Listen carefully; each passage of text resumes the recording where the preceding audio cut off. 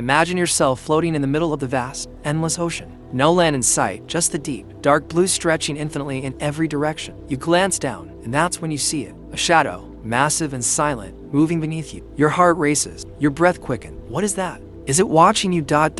or waiting for you? This is the moment everything changed for me. It wasn't just a fear, it became an obsession. The ocean, once peaceful and serene, turned into a bottomless void filled with secrets I wish I'd never discovered. What I saw that day still haunts me, and after hearing this story, it might haunt you too. This is how thalassophobia was born from, and after this, you might just fear the ocean forever. Close your eyes for a moment and picture this. You're floating in a vast, endless ocean. There's no land in sight, just an infinite stretch of deep, dark blue in every direction. It's peaceful at first, the soft sway of the water, the warmth of the sun on your skin. But then, something changes. You feel it before you see it. A shift beneath you. Slowly, you look down and there it is. A shadow, massive, moving silently just below the surface. Your heart stops. Your mind races. What was that? You wonder. Was it just passing by? Or was it watching you? This exact feeling, that creeping, primal dread of what lies beneath, has a name. Thalassophobia, the fear of deep, open water. It's a fear that many of us feel instinctively, and if you trace it back far enough, it starts to make a lot of sense. But what if I told you that,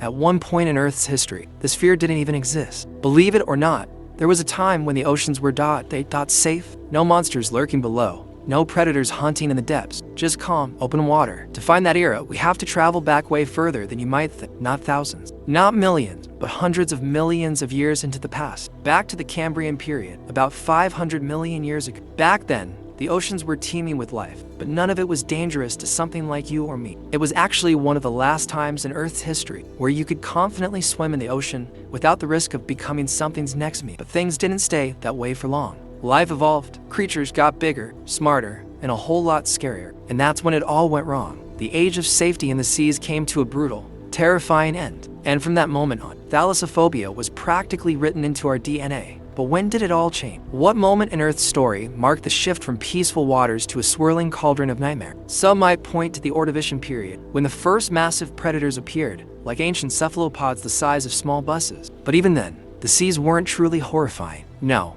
The real turning point came later, around 419 million years ago, in an era known as the Devonian, also called the Age of Fish. This is where everything gets worse, much worse. Imagine a world where 85% of the planet is covered in water, compared to 70% today. A true water world, where oceans stretch so far and wide that you could drift for thousands of miles in any direction without spotting a single island or coastline. Welcome to the Devonian. If you have thalassophobia, this era would have been your worst nightmare come to life. During this time, Earth's map looked nothing like it does today. Instead of continents like Africa or South America, you find strange landmasses like Euramerica, a single supercontinent made up of what is now North America and Europe. But it wasn't just the land that looked bizarre. The oceans were home to creatures that make modern sharks look like cuddly pets. It was here, in these ancient waters, that the scariest sea monsters of all time emerged. Giant armored fish with jaws like guillotine, creatures with spikes, plates, and teeth in places they shouldn't be. This was the birthplace of the true horrors of the deep, and the real moment when humans, had they existed back then, would have learned to fear the ocean forever. Now, if you were to head south during the Devonian, you'd come face to face with the largest landmass of the time, Gondwana. Picture a colossal supercontinent made up of what we now know as Antarctica, India, Arabia, Australia, Africa, and South America, all fused together into one enormous stretch of land. But while the land itself was vast and impressive, it was the waters surrounding it that would leave you truly shaken. These seas were like nature's ultimate testing ground, where evolution was hard at work crafting some of the most terrifying aquatic creatures the world has ever seen. And if you were smart, you'd steer clear of the highlighted areas on any ancient map, because that's where something truly monstrous was taking shape, the world's first giant, jawed fish. Now, technically, these jawed fish had been around since the Silurian period, but during the Devonian, they underwent what can only be described as a major upgrade. Maybe it was thanks to the steady, temperate climate of the time, or maybe nature just decided it was time to raise the stakes. Whatever the reason, the result was a superfamily of fish so deadly that they still have a reputation as prehistoric legend, the Dunkleosteatia. These weren't your average fish. This was a family of placoderms, or armored fish, and they didn't just exist in the ecosystem, they owned it. They became the apex predators of the Devonian seas, claiming the top spot on the food chain and leading this family of aquatic nightmares was none other than the Dunkleosteus. If there were a most wanted poster for prehistoric sea monsters, Dunkleosteus would be front and center. This thing wasn't just another big fish in the sea, it was the big fish in the sea. If you think a modern great white shark is scary, then brace yourself. Dunkleosteus was like a great white, But if someone cranked up every stat to the max, stronger, heavier, more terrifying, it was essentially a swimming tank, covered head to tail in thick, bony armor plates. Its skull and the front part of its body were protected by enormous slabs of solid bone, like a natural suit of armor. So, if by some horrible luck you ever found yourself in its jaws, forget trying to fight your way out. Punching, kicking, none of it would work. It wouldn't even notice. And if the armor wasn't scary enough, let's talk about its size. Dunkleosteus wasn't just big, it was massive. Now, because the only fossilized parts we have are its bony head plates, scientists have to estimate its full body size. This has led to a lot of debate over the years, with estimates ranging from 4.1 meters 13 feet all the way up to 10 meters 33 feet. For perspective, that's roughly the length of a large SUV at its smallest and a city bus at its largest. But most experts today agree that 5 meters 16 feet is the best estimate, which just so happens to be the same length as a full-grown great white shark. But here's the catch. It wasn't just long. It was heavy. Thanks to its armored build, even a small Dunkleosteus weighed over 2 tons. That's heavier than the largest great white shark ever recorded. So, let's recap. You've got a 16-foot-long, 2-ton armored predator with jaws strong enough to crush through bone and plates of armor that make it practically indestructible. Oh, and it doesn't just stay in one area. Fossil evidence shows Dunkleosteus lived in the coastal waters of North America, Europe, and Africa, so avoiding it would be next to impossible. It could hunt in shallow waters near the coast and venture out into the open ocean, meaning no matter where you swam, you were never truly safe. And that's why Dunkleosteus isn't just a prehistoric curiosity, it's the original sea monster. It was the first true multi-ton, fully armored predator capable of hunting anything, anywhere. And if you're wondering why so many people have an instinctive fear of deep water, well, it's not hard to imagine how creatures like Dunkleosteus might be to blame. Sometimes, it's not what you can see in the water that scares you, it's what's hidden just beneath the surface. Here's a chilling thought. The Dunkleosteus we know from fossils might not even be the largest one out there. Fossil evidence is notoriously incomplete, and since only parts of its skull and armor tend to get preserved, it's entirely possible that even bigger versions existed. And sure, some might think the smaller size estimates make it less terrifying, but in reality, that just makes it worse. Why? Because smaller apex predators are often more agile, faster, and far better suited to chase down prey our size. If Dunkleosteus were only 16 feet long instead of 30, guess what? To a human, that's still massive. And suddenly, we're not just a bystander in its world, we're on the menu. And make no mistake, if Dunkleosteus wanted to turn you into a snack, it wouldn't have to try very hard. Its most fearsome weapon was its jaw, and oh, what a jaw it was. Unlike modern predators with sharp teeth, Dunkleosteus had something far more nightmarish: 2 enormous, razor-sharp bone plates that functioned like a pair of biological guillotines. When this thing chomped down, those bony plates slammed together with so much force that they didn't just cut, they crush. Imagine the power behind that bite for a second. Experts estimate that its jaws could generate up to 80,000 pounds per square inch psi of pressure. For context, that's more force than any living or extinct fish has ever produced. But it gets crazier. That bite force was stronger than a .50 caliber bullet's impact. Think about that. A .50 cal round can blow through steel, and Dunkleosteus could do that with its mouth over and over again. But here's where things go from scary to straight up unfair. It wasn't just strong, it was fast. Dunkleosteus didn't open its jaws like most fish do. It used a specialized 4-bar linkage system, the same mechanical system seen in pump jacks used for oil extraction. This system allowed its jaws to snap open at lightning speed, achieving full extension in just 20 to 60 milliseconds. That's twice as fast as the time it takes you to blink. And this rapid opening of its jaws created a sudden, violent suction in the water. Prey didn't just have to worry about being bitten, they had to worry about being pulled in by a mini underwater vacuum. One moment, you're swimming safely in front of it. The next, you're being sucked into those massive bone plates with zero chance of escape. If you're wondering how effective this whole system was, let's just say the results are still visible on the fossil record. Scientists have found the remains of other large Devonian fish, like Titanogenes, that show telltale bite marks left by Dunkleosteus. And what's even more unnerving is that Dunkleosteus wasn't picky. It didn't just hunt other species, it hunted its own kind. That's right, Dunkleosteus wasn't just king of the sea, it was also a cannibal. No other predator could match it, so sometimes it turned on itself. It was a monster with no rival. And when you're at the top, sometimes the only thing left to eat is your own reflection. But don't think for a second that Dunkleosteus was the only horror lurking in the Devonian waters. It was far from alone. More than a dozen other members of its terrifying family shared the seas, and some of them were just as bad. These weren't just big fish, they were limb-ripping, flesh-tearing beasts that would make a modern bull shark look like a goldfish. Among them were creatures like Eastmonosteus and Westerlichthy, both of which were smaller relatives of Dunkleosteus, but still large enough to ruin your day. These monsters prowled the waters of ancient Australia, and though they weren't as big as their infamous cousin, they were still built for hunting. If a human-sized swimmer were unlucky enough to cross paths with one, well, let's just say the swimmer wouldn't be telling the story. The Devonian wasn't just the age of fish, it was the age of nightmare, with Dunkleosteus leading the charge and its extended family of armored, shark-like predators backing it up. The oceans became a no-swim zone for anything that wasn't a predator itself. If you think modern oceans are scary, try imagining a world where every coastal reef and shallow sea is patrolled by armored giants, high-speed hunters, and jawed monsters that could crush bone like it was wet paper. This was the Devonian. This is where Thalassophobia began. If you thought Dunkleosteus was bad news, here's something even worse.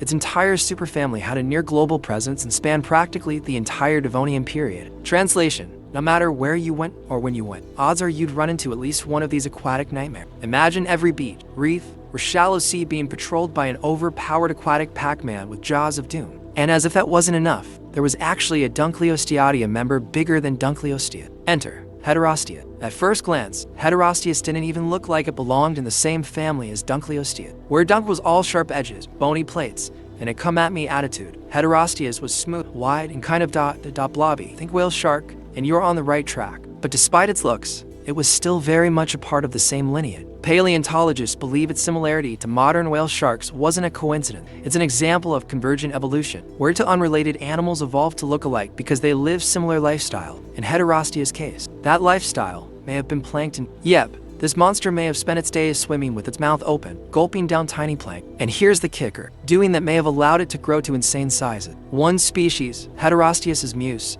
is estimated to have reached a whopping 6 meters 20 feet in length. That's about the size of a modern-day orca. Except, instead of smooth, rubbery skin, it had armor-like plating. And just to make things extra creepy, there's still debate about whether it only ate plankton. Some think Heterosteus may have been a part-time predator, stalking the seafloor like a modern-day stargazer fish, blending in with the seabed before ambushing prey. If that's the case, swimming over it would be like walking over a landmine, except it's hungry. But just in case you were hoping the harmless giant angle might bring some comfort, let me introduce you to another Devonian heavyweight, Titanochees. This one looked way more like Dunkleostea, and at first glance, you'd probably think it had the same bad intention. But appearances can be deceiving. Despite looking like a dunk, Titanochees was part of an entirely different placoderm superfamily, the Dinoctheloida. And unlike its terrifying cousins, it was a certified gentle giant. Paleontologists believe it was a filter feeder, meaning it sucked in small fish and plankton like a living vacuum. It didn't have sharp teeth or jagged plates like Dunkleostea, but if you were swimming and saw one of these 25-foot, 7.6 meters titans gliding toward you, you'd probably freak out anyway. With massive fins cutting through the water like shark fins, this thing would have triggered every ounce of primal fear in you. And yeah, it might not have been interested in eating you, but that wouldn't stop you from mistaking it for a supersized shark with armor plating. And while Titanochees might have been one of the biggest fish of its time, it wasn't alone. Its family was packed with smaller, but no less unsettling, creatures. Two of the scariest members of this family were Bungardius and Dinocthes. These guys were like Dunkleosteus light, not as big, but just as mean. Imagine all the deadly traits of a dunk packed into a smaller frame. Both of them grew to over 3 meters 10 feet in length, which might not sound like much, but remember, that's bigger than a modern bull shark. And a bull shark is one of the most aggressive sharks on Earth. Now, here's where Bungardius takes it to the next level. Not only did it have sharp jaws and a predator's physique, but it also had a built-in spear at the end of its mouth. Yep, it's like someone took a swordfish's bill and slapped it on a prehistoric killing machine. Imagine being in the water with something like that. You'd be dodging bites and jabs from the ocean's version of a jousting knight. So, to recap, Devonian waters were basically the stuff of nightmare. You had Dunkleostea, the apex predator with jaws like a guillotine, Heterostea, a 20-foot armored whale shark lookalike that may have ambushed prey from below, and Titanochees, a 25-foot filter-feeding behemoth that looked way scarier than it actually was. And even if you somehow avoided all those, you'd still have to deal with the dunk mimics like Bungardius with its spear mouth and Dinocthes with its sharp, predatory grin. No safe zones, no lifeguards, and no chance of survival. If there's one takeaway, it's this: if you ever find yourself in a time machine, don't pick the Devonian. It wasn't the age of fish, it was the age of fear. If you thought Dunkleosteus and its relatives were enough to make you never want to dip a toe in Devonian waters, think again. The age of fish didn't get its name by accident. It wasn't just about a handful of famous sea terrors. It was about a whole army of aquatic nightmare. And some of the most underrated yet absolutely horrifying members of this ancient league of fear were the Onychodoniform. These primitive, lobe-finned fish were everywhere during the Devonian, spanning oceans across the globe. And while they may have a shared ancestry with coelacanths, those weird living fossil fish we still have today, that's about where the similarities end. If you saw one of these monsters up close, you wouldn't be marveling at its evolutionary significance. You'd be busy trying to get away. That's because the onychodoniforms were lethal not just to small fish, but to big-bodied prey too. And a lot of that comes down to one horrifying advantage: their skulls were flexible. While most fish have rigid skulls, these guys had heads pieced together like a loose jigsaw puzzle, with bones that weren't even fully connected in some spots. Why does that matter? Well, this loose kinetic structure meant they could open their jaws like a snake, snapping them shut with blinding speed, and thanks to the loose bones, they didn't have to worry about skull fractures when dealing with struggling prey. The result: these fish could bite faster, wider, and more violently than most other predators of their time, giving them the ability to swallow prey that was far too big for other fish their size. But the absolute pinnacle of this group's evolutionary madness was the onychodus, the undisputed king of onychodoniforms. This beast didn't just hang around in one spot. It had a cosmopolitan range, meaning it was found everywhere: shallow water, deep water, coral reefs. No spot was safe. Adults of this species could reach a massive for meters 12 feet in length and tip the scales at over 160 kilograms 350 pounds. That's the size of a modern lion prowling the depths of the sea. And it didn't just rely on size to make it scary. It was a stealth expert too. Paleontologists believe it had a sneaky hunting style, using its sturdy front fins to walk along the reef floor or hover just beneath unsuspecting prey. Then, with a sudden burst from its powerful tail, it would launch upward like an aquatic missile, snatching its victim before it even knew what hit it. And if you think that sounds like something straight out of a horror movie, it gets worse. We know from fossil evidence that onychodus didn't just nibble on prey, it swallowed them whole. One fossilized onychodus was found with the placoderm stuffed inside its stomach. The placoderm was nearly half the size of its predator. Half its size. To put that in perspective, imagine a predator today eating something the size of a full-grown human in one gulp. No chewing, no struggle, just gone. That's what this fish did. And while getting gulped whole might sound like a relatively quick way to go, you might have actually preferred it to the alternative. Because onychodus wasn't just a fish with a big mouth. It was armed with a set of jaws that could only be described as a nightmare factory. Picture this: an entire mouth filled with long, needle-like teeth that were designed to pierce and hold onto flesh with. Every single bite would leave deep puncture wounds. But it gets even worse. At the very front of its mouth, it had two massive, fang-like tusks that could move. Yes, you read that right. These fangs weren't locked in place. They were mounted on a retractable mechanism, meaning these tusks could be thrust forward like spears. With a flick of its jaws, it could jab its tusks deep into its prey, puncturing it like a harpoon. This ability alone gave onychodus an edge over just about everything else in its environment. If it couldn't swallow you whole, it would just stab you to death. So, to sum it all up, the onychodoniforms weren't just an afterthought in the Devonian seas. They were among its most terrifying killers. Their loose, flexible skulls allowed them to bite bigger, harder, and faster. Their flagship predator, onychodus, was like a lion that prowled every ocean on Earth. It was sneaky, fast, and capable of swallowing prey nearly as big as itself. And if you somehow avoided being swallowed, you'd be met with retractable, spear-like fangs that could strike like daggers. If Dunkleosteus was the guillotine of the Devonian, onychodus was the stealthy assassin hiding in the shadows. It didn't just hunt its prey, it executed them. If you thought sharks were the only sleek, fast, and terrifying predators patrolling the Devonian seas, think again. Because lurking in those ancient waters was a whole squad of what we can only call copycat sharks, the Thalassophobia. These guys looked like sharks, swam like sharks, and probably acted like sharks. But plot twist, they weren't sharks at all. In fact, they were closer relatives of the chimeras, those spooky deep-sea ghost sharks of today. Imagine that, a ghost shark that looks like a regular shark, but isn't a shark. If that doesn't give off uncanny valley vibe, I don't know what does. Unlike the globe-trotting Dunkleosteus and its cousins, Thalassophobia had a much more limited hangout spot. Fossil evidence tells us they were mostly chilling in just two places: the ancient waters that covered parts of modern-day Morocco and North America. Not exactly the world tour you'd expect, but what they lacked in range, they made up for in fossil quality. These fossils weren't just bones and teeth. Some preserved their skin, muscle fibers, and even internal organs. That's a fossilization miracle right there. Thanks to these finds, paleontologists know way more about Thalassophobia than most of its Devonian neighbors. For starters, these fish were about the size of modern reef sharks, not enormous, but definitely big enough to make you reconsider snorkeling trips. Their heads looked a lot like those of frilled sharks, those creepy, eel-like sharks that haunt the deep sea today. But their bodies were sleek and torpedo-shaped, kind of like modern mackerel sharks. Think mako sharks, the fastest sharks in the ocean. This body shape wasn't just for show, it was for speed and agility. And boy, did it work. We know from fossilized stomach contents that Thalassophobia weren't picky eaters. Rayfin fish, conodonts, those weird, extinct eel-like creatures, hagfish-like animals, and even arthropods were all on the menu. But here's where it gets even more impressive. They didn't just gulp down prey at random, they hunted smart. Evidence shows they preferred to eat prey tail first, a strategy that makes it harder for prey to escape during the gulp. That's some next-level seafood strategy. But it wasn't just strategy that made them deadly, it was their teeth. Their three-pronged teeth acted like grappling hooks, locking onto struggling prey and giving the Thalassophobia the option to either swallow it whole or thrash it around until it stopped moving. And just when you thought they couldn't get more advanced, here comes the kicker. They were one of the first vertebrates to evolve tooth replacement. That means if one of their teeth broke or wore down, no problem. A fresh, sharp replacement was already on the way. Imagine being able to instantly regrow your teeth every time you chomp on something hard. It's basically a lifetime warranty on your bite. With predators like the Dunkleosteate, the Heterosteate, and the shark-mimicking Thalassophobia running the show,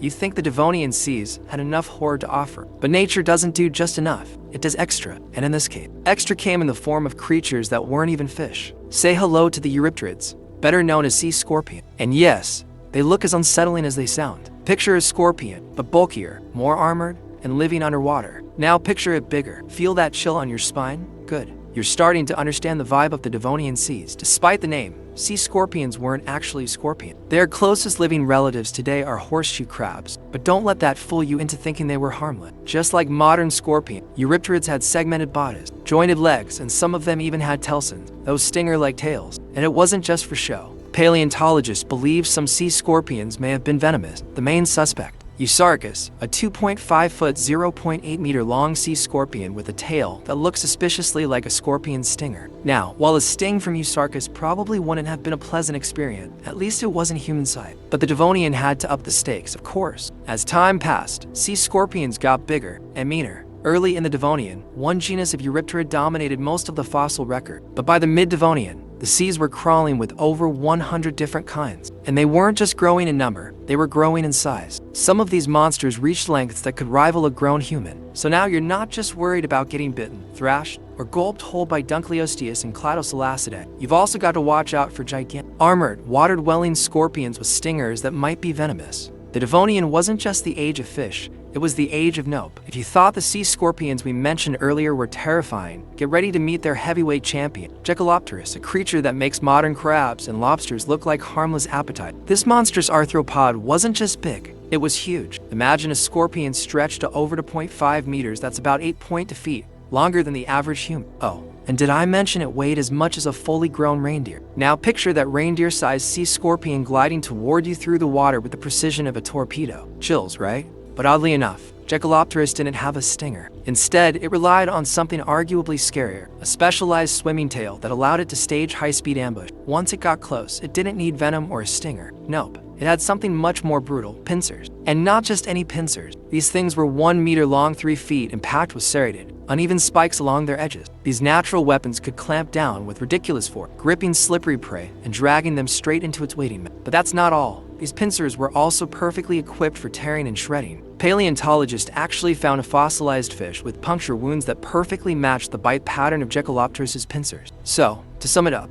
this creature could crush you, grip you, stab you, and tear you apart. Fun times, right? But Echolopterus wasn't the only sea scorpion with unique tactics. Each Eurypterid had its own hunting strategy, making them the ultimate underwater rogues gallery. Some were armed with razor-sharp telsons, that's a fancy way of saying knife tail, to slash and stab prey like some sort of medieval knight. Others preferred to scoop prey up with wide, claw-like arms, while some even sifted through the ocean floor like nature's earliest vacuum cleaner. This last strategy might sound less scary, but don't be fooled. It led to the rise of the absolute unit of the Eurypterid family, Hibbertopterid. This behemoth may have been close in length to Echolopterid, but its broad, bulky body made it significantly heavier. How heavy, you ask? Possibly as heavy as a fully grown cat. Imagine a waterborne tank with legs, and you're getting close to the mental image. Now, here's the good news or bad news, depending on how you look at it. Hibbertopterus may not have been an open ocean predator like Echolopterid. There's debate among scientists about whether these tank-like creatures lived in freshwater rivers and lakes, or if they stuck to coastal environment. Either way, you wouldn't want to meet one. But speaking of rivers and lakes,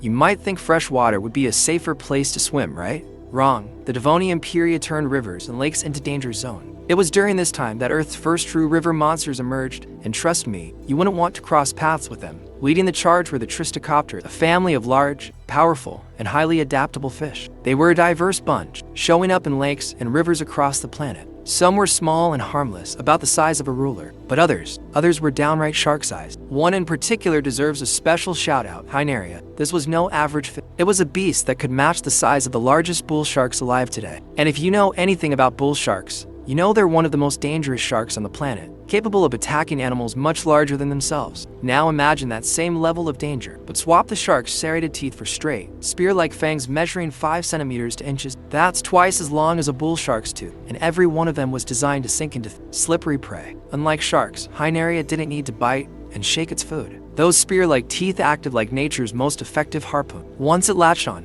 there was no escape. And if you think murky, debris-filled waters would give you a chance to avoid it, think again. Hyneria had sensory adaptations that made it a living underwater heat-seeking missile. It had sensory canals along its face and body that detected even the faintest movements in the water, meaning that no matter how dark or murky the river was, Hyneria could still see you, even when you couldn't see it. But here's the kicker. This nightmare fish didn't even need you to be in the water to be a threat. If you were just standing near the water's edge, you weren't safe. Think of modern predatory fish like pike, barracuda, or alligator gar, which sometimes ambush prey from beneath. Now multiply that threat by 10. The Devonian wasn't a time where you could casually grab a drink from the riverbank. With monsters like Hyneria lurking beneath the surface, even thirst was a liability. So, let's recap. In the Devonian, the ocean wasn't safe. Thanks to colossal sea scorpions like Echolopterus and armored tank beasts like Hibbertoptera. Rivers and lakes, nope, not safe either. Hyneria and its kin were there to make sure you'd never trust fresh water again. It's no wonder that for so many animals, staying on land became the better option. But even that came with its own set of terrors, and that's a story for another time.